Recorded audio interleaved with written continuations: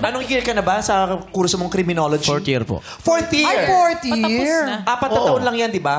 Yes po. Tama. So, gagraduate ka na kung papasa ka. Yes po. Gusto mo talaga mag-police? Yun talaga yung Gusto- pangarap. Gusto niya maging kriminal. Kaya pinag-aaralan niya na ito kung paano siya makakatakas. Kaya pala criminology. Kaya pala, Grabe naman yun. Criminology. Ano naman, bakit ka nag-nursing? Kasi gusto kong maging ano? Pasyente, di ba? Baka gusto maging ano, Ano?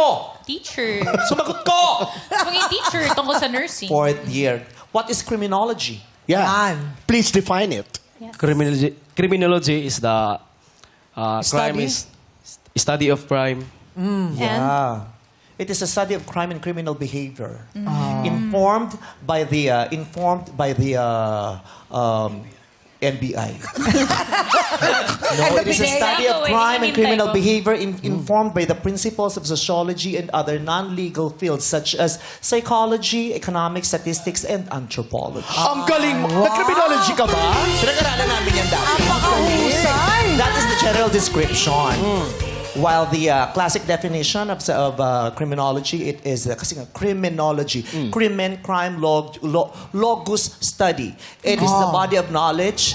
It is the body of knowledge that it is a body of knowledge that is very interesting. Yeah. Nantay ko yung kasunod ah. Pero at least alam mo. It is a body of knowledge regarding crime as a Crime. social phenomenon. Oh, galing.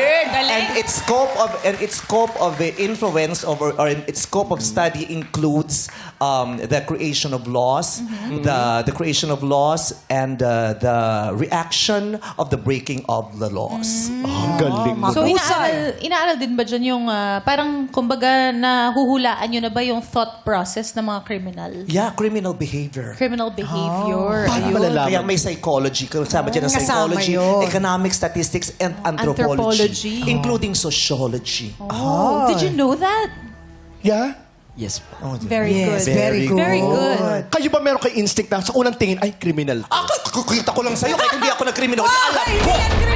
Alam ko, may kinalaman ka. Wala akong kinalaman, ate. Oo, alam ko.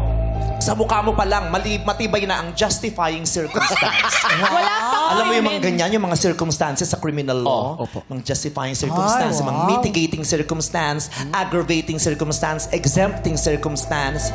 Ganyan. Kaya yung mukha mo is a justifying circumstance. Hindi ko alam yun.